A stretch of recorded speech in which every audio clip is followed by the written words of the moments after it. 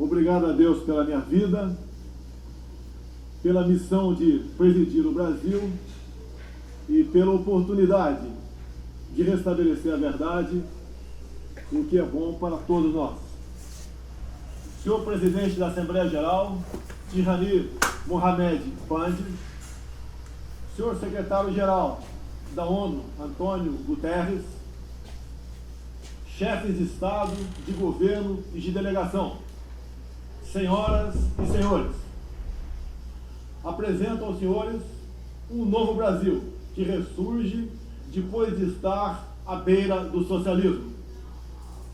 Um Brasil que está sendo reconstruído a partir dos anseios e dos ideais de seu povo.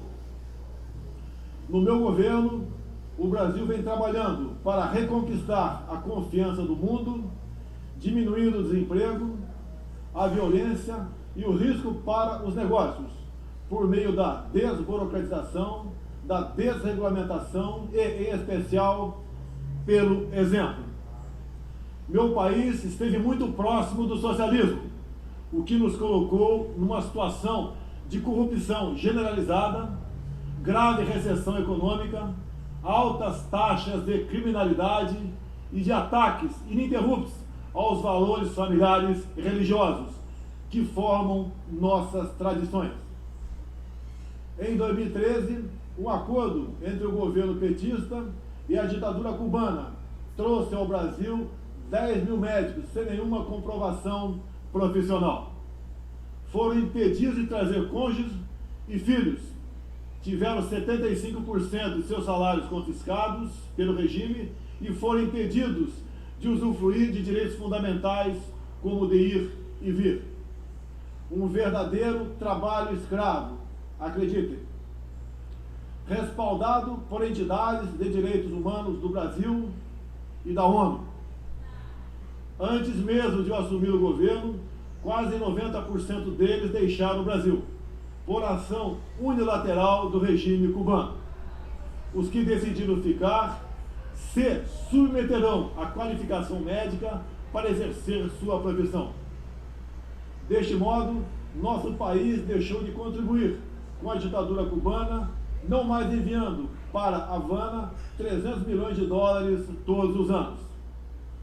A história nos mostra que já nos anos 60, agentes cubanos foram enviados a diversos países para colaborar com a implementação de ditaduras.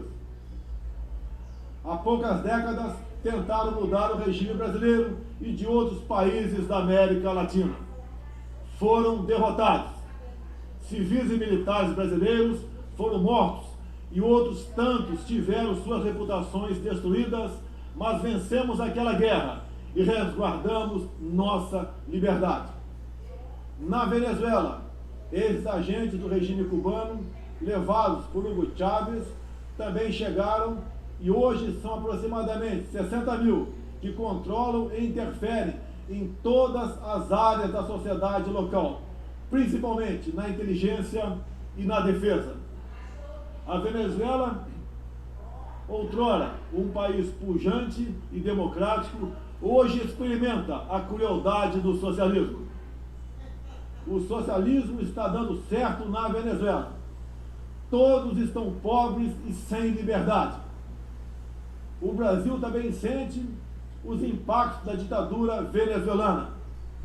Dos mais de 4 milhões que fugiram do país, uma parte migrou para o Brasil, fugindo da fome e da violência. Temos feito a nossa parte para ajudá-los, através da Operação Acolhida, realizada pelo Exército Brasileiro e elogiada mundialmente.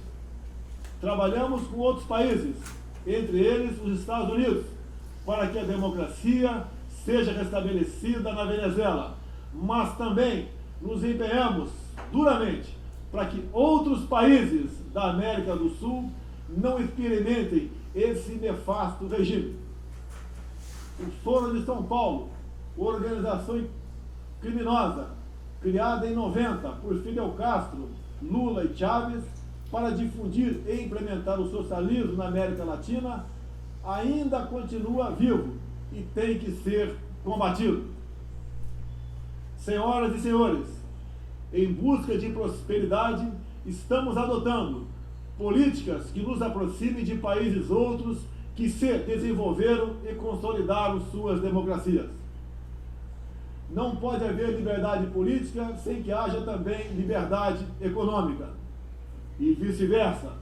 O livre mercado, as concessões e as privatizações já se fazem presentes hoje no Brasil.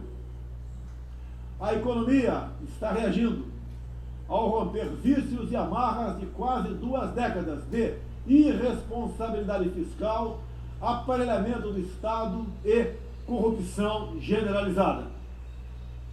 A abertura, a gestão competente e os ganhos de produtividade são objetivos imediatos do nosso governo. Estamos abrindo a economia e nos integrando às cadeias globais de valor. Em apenas 8 meses, concluímos os 2 maiores acordos comerciais da história do país, aqueles firmados entre o Mercosul e a União Europeia, e entre o Mercosul e a Área Europeia de Livre Comércio, o EFTA. Pretendemos seguir adiante com vários outros acordos nos próximos meses. Estamos prontos também para iniciar nosso processo de adesão à Organização para a Cooperação de Desenvolvimento Econômico, OCDE. Já estamos adiantados, adotando as práticas mundiais mais elevadas em todos os terrenos, desde a regulação financeira até a proteção ambiental. Senhorita Isani Carapalo, indígena aqui presente no Brasil, agora vamos falar de Amazônia. Em primeiro lugar, meu governo tem o compromisso solene com a preservação do meio ambiente e do desenvolvimento sustentável em benefício do Brasil e do mundo. O Brasil é um dos países mais ricos em biodiversidade e riquezas minerais. Nossa Amazônia é maior que toda a Europa Ocidental e permanece praticamente intocada. Prova de que somos um dos países que mais protege o meio ambiente. Nessa época do ano, o clima seco e os ventos favorecem queimadas espontâneas e também as criminosas. Vale ressaltar que existem queimadas praticadas por índios e populações locais, como parte de sua respectiva cultura e forma de sobrevivência. Problemas qualquer país os tem. Contudo, os ataques sensacionalistas que sofremos por grande parte da mídia internacional, devido aos focos de incêndio na Amazônia, despertaram nosso sentimento patriótico. É uma falácia dizer que a Amazônia é patrimônio da humanidade e um equívoco, como atestam os cientistas, afirmar que a Amazônia, a nossa floresta, é o pulmão do mundo. Valendo-se dessas falácias, um ou outro país, em vez de ajudar, embarcou nas mentiras da mídia e se portou de forma desrespeitosa com o espírito colonialista. Questionaram aquilo que nos é mais sagrado, a nossa soberania. Um deles, por ocasião do encontro do G7, ousou sugerir aplicar sanções ao Brasil sem sequer nos ouvir. Agradeço àqueles que não aceitaram levar adiante essa absurda proposta. Em especial, o presidente Donald Trump, que bem sintetizou o espírito que deve reinar entre os países da ONU: respeito à liberdade e à soberania de cada um de nós. Hoje, 14% do território brasileiro está demarcado como terra indígena, mas é preciso entender que nossos nativos são seres humanos, exatamente como qualquer um de nós. Eles querem e merecem usufruir dos mesmos direitos de que todos nós. Quero deixar claro, o Brasil não vai aumentar para 20% sua área já demarcada como terra indígena, como alguns chefes de Estado gostariam que acontecesse. Existe no Brasil 225 povos indígenas, além de referências de 70 tribos vivendo em locais isolados. Cada povo ou tribo, com seu cacique, sua cultura, suas tradições, seus costumes e, principalmente, sua forma de ver o mundo. A visão de um líder indígena não representa a de todos os índios brasileiros. Muitas vezes, alguns desses líderes, como o cacique Raoni, são usados como peça de manobra por governos estrangeiros na sua guerra informacional para avançar seus interesses na Amazônia. Infelizmente, algumas pessoas de dentro e de fora do Brasil, apoiadas por ONGs, temem em tratar e manter nossos índios como verdadeiros homens das cavernas. O Brasil agora tem um presidente que se preocupa com aqueles que lá estavam antes da chegada dos portugueses em 1500. O índio não quer ser latifundiário, pobre em cima de terra rica, especialmente das terras mais ricas do mundo. É o caso das reservas Yanomami e Raposa Serra do Sol. Nessas reservas existe grande abundância de ouro, diamante, urânio, nióbio e terras raras, entre outros. E esses territórios são enormes. A reserva Yanomami, sozinha, conta com aproximadamente 95 mil quilômetros quadrados, o equivalente ao tamanho de Portugal ou da Hungria, embora apenas 15 mil índios vivam nessa área. Isso demonstra que os que nos atacam não estão preocupados com o ser humano índio, mas sim com as riquezas minerais e a biodiversidade existentes nessas áreas. E para mostrar aos senhores que não existe uma autoridade única entre os índios, eu quero ler uma carta aqui de grande parte das comunidades indígenas endereçadas para os senhores. O grupo de agricultores indígenas do Brasil, formado por diversas etnias e com representantes por todas as unidades da federação, que habitam uma área de mais de 30 milhões de hectares no território brasileiro, vem respeitosamente perante a sociedade brasileira endossar apoio total e restrito à indígena Isani Calapalo, aqui presente, do Parque Indígena do Xingu, Mato Grosso, que a mesma possa, na Assembleia das Nações Unidas, em Nova York, Estados Unidos, externar toda a realidade vivida pelos povos indígenas do Brasil, bem como trazer à tona o atual quadro de mentiras propagado pela mídia nacional e internacional, que insistem em fazer dos povos indígenas do Brasil uma reserva de mercado, sem fim, atendendo interesses estrangeiros de países que ainda enxergam no Brasil uma colônia, sem regras e sem soberania.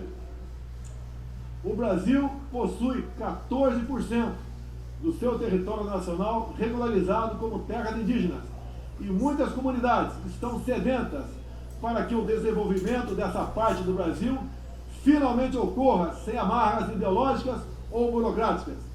Isso facilitará o alcance de uma maior qualidade de vida nas áreas do empreendedorismo, saúde e educação. Uma nova política indigenista no Brasil é necessária. O tempo urge. Medidas arrojadas podem e devem ser incentivadas na busca pela autonomia econômica dos indígenas. Certamente que, se um conjunto de decisões vier nesse sentido, poderemos vislumbrar um novo modelo para a questão indígena brasileira. Um novo tempo para as comunidades indígenas é fundamental. A situação de extrema pobreza em que se encontram, sobrevivendo tão somente do Bolsa Família e de cestas básicas, nunca representou dignidade e desenvolvimento. O ambientalismo radical e o indigenismo ultrapassado e fora de sintonia com o que querem os povos indígenas representam o atraso, a marginalização e a completa ausência de cidadania. A realidade ora posta impõe que o mundo, na arena da Assembleia das Nações Unidas, possa conhecer nossos desejos e aspirações na voz da indígena Izani Kalapalo, que transmitirá o real quadro do meio ambiente e das comunidades indígenas brasileiras. Portanto, Izani Kalapalo goza de confiança e do prestígio da liderança indígena interessada em desenvolvimento, empoderamento e protagonismo, estando apta para representar as etnias relacionadas anexas, que são 52. Acabou o monopólio do senhor Raoni. A Organização das Nações Unidas teve papel fundamental na superação do colonialismo e não pode aceitar que essa mentalidade regresse a estas salas e corredores sob qualquer pretexto. Não podemos esquecer que o mundo necessita ser alimentado. A França e a Alemanha, por exemplo, usam mais de 50% de seus territórios para a agricultura. Já o Brasil usa apenas 8% de terras para a produção de alimentos. 61% do nosso território é preservado.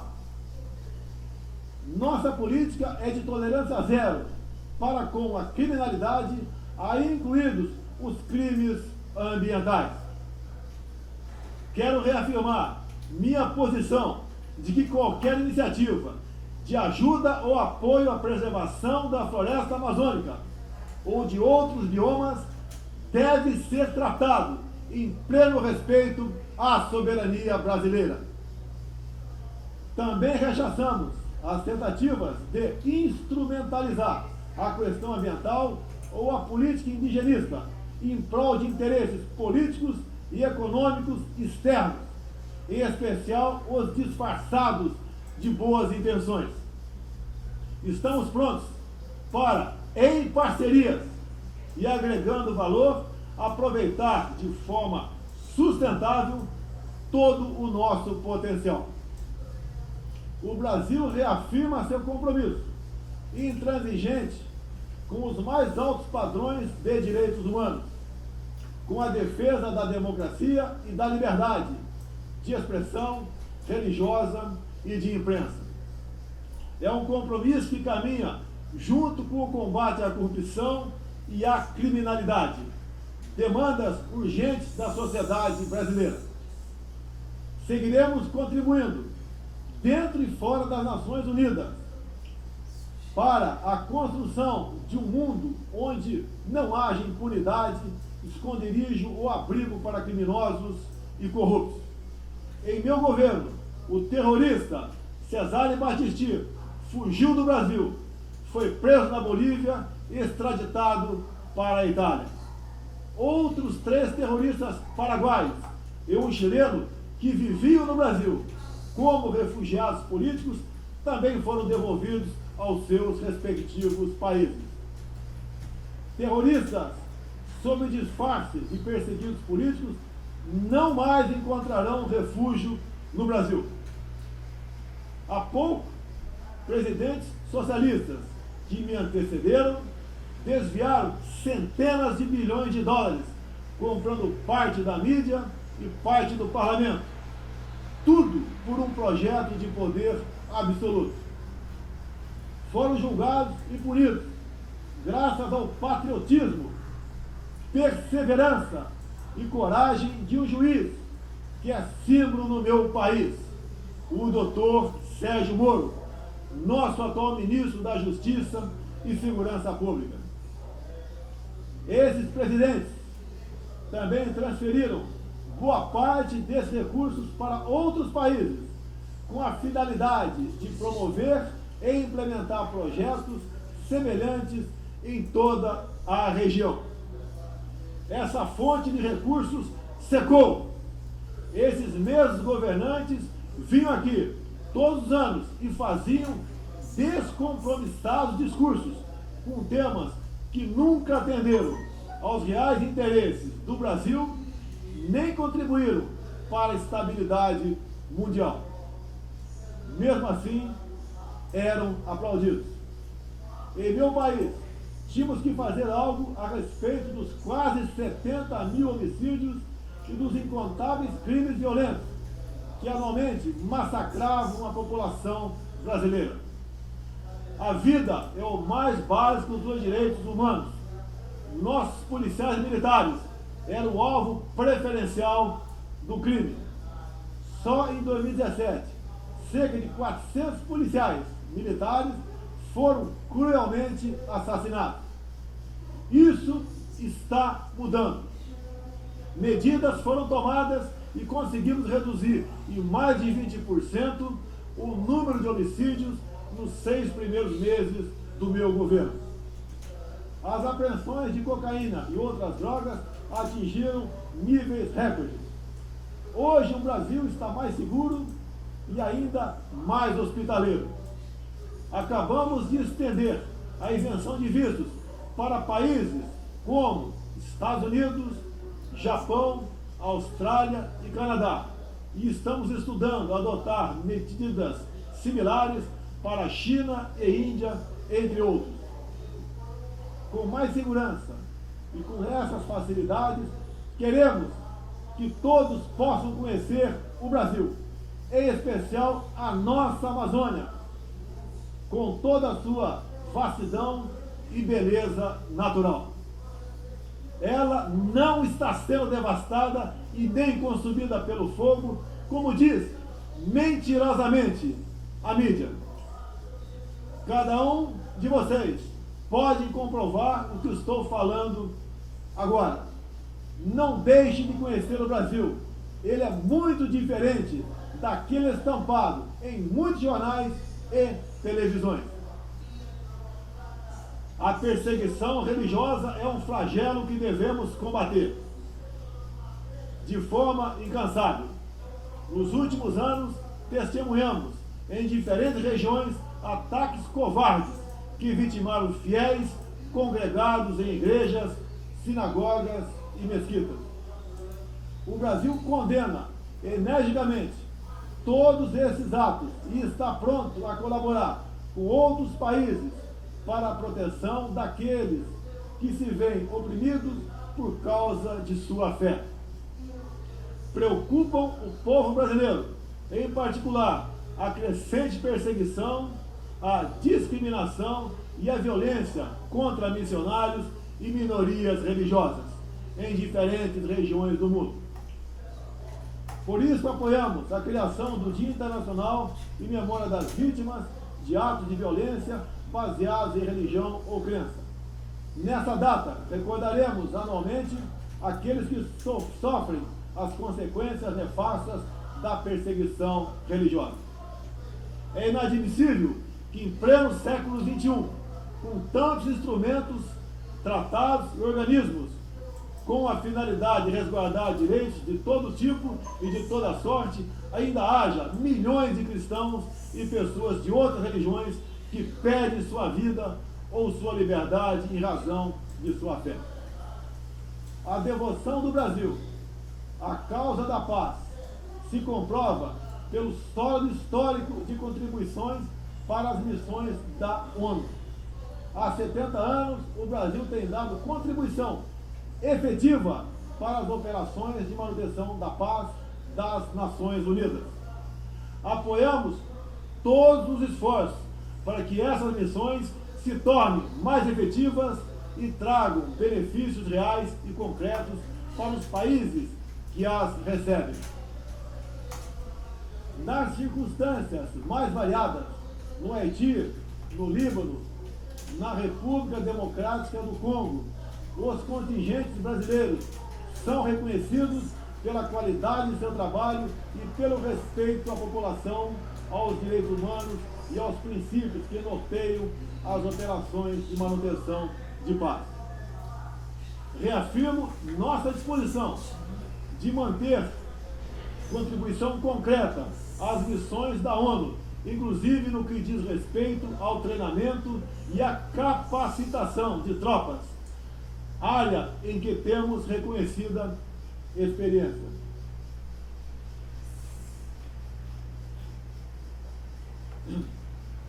Ao longo deste ano, estabelecemos uma ampla agenda internacional com o intuito de resgatar o papel do Brasil no cenário mundial e retomar as relações com importantes parceiros.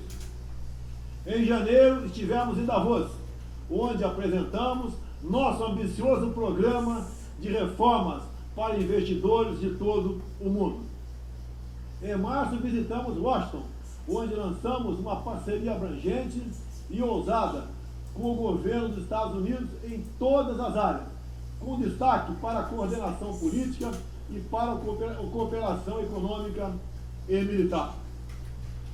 Ainda em março, estivemos no Chile, onde foi lançado o ProSul, importante iniciativa para garantir que a América do Sul se consolide como um espaço de democracia e de liberdade. Na sequência, visitamos Israel, onde identificamos inúmeras oportunidades de cooperação, em especial na área de tecnologia e segurança. Agradeço a Israel o apoio no combate aos recentes desastres ocorridos em meu país.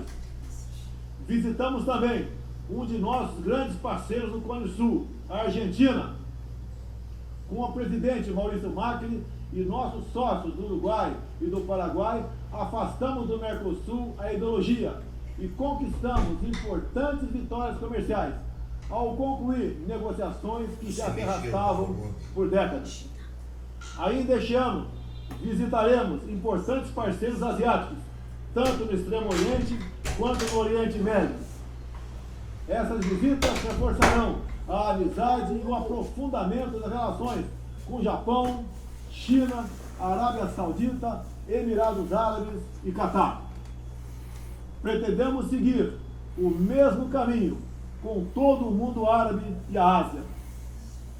Também estamos ansiosos para visitar nossos parceiros e amigos na África, na Oceania e na Europa.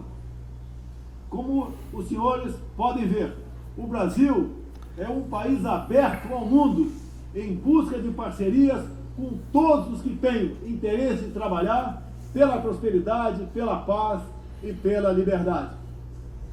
Senhoras e senhores, o Brasil que represento é um país que está se reerguendo, revigorando parcerias e reconquistando sua confiança política e econômica. Estamos preparados para assumir as responsabilidades que nos cabem no sistema internacional. Durante as últimas décadas, nos deixamos seduzir, sem perceber, por sistemas ideológicos de pensamento que não buscavam a verdade, mas o poder absoluto. A ideologia se instalou no terreno da cultura, da educação e da mídia, dominando meios de comunicação, universidades e escolas. A ideologia invadiu nossos lares para investir contra a célula máter de qualquer sociedade saudável, a família. Tento ainda destruir a inocência de nossas crianças, pervertendo até mesmo identidade mais básica e elementar, a biológica. O politicamente correto passou a dominar o debate público para expulsar a racionalidade e substituí-la pela manipulação, pela repetição de clichês e pelas palavras de ordem. A ideologia invadiu a própria alma humana para dela expulsar Deus e a dignidade com que Ele nos revestiu. E, com esses métodos, essa ideologia sempre deixou um rastro de morte, ignorância e miséria por onde passou. Sou prova viva disso. Fui covardemente esfaqueado por um militante de esquerda e só sobrevivi por um milagre de Deus. Mais uma vez, agradeço a Deus pela minha vida. A ONU pode ajudar a derrotar o ambiente materialista e ideológico que compromete alguns princípios básicos da dignidade humana. Essa organização foi criada para promover a paz entre nações soberanas e o progresso social com liberdade, conforme o preâmbulo de sua carta. nas questões do clima, da democracia, dos direitos humanos, da igualdade de direitos e deveres entre homens e mulheres, e em tantas outras, tudo o que precisamos é isso: contemplar a verdade seguindo João 8,32. E conhecereis a verdade, e a verdade vos libertará. Todos os nossos instrumentos, nacionais e internacionais, devem estar direcionados, em última instância, para esse objetivo. Não estamos aqui para apagar nacionalidades e soberanias, em nome de um interesse global abstrato. Esta não é a organização do interesse global, é a Organização das Nações Unidas. Assim deve permanecer, com humildade e confiante no poder libertador da verdade.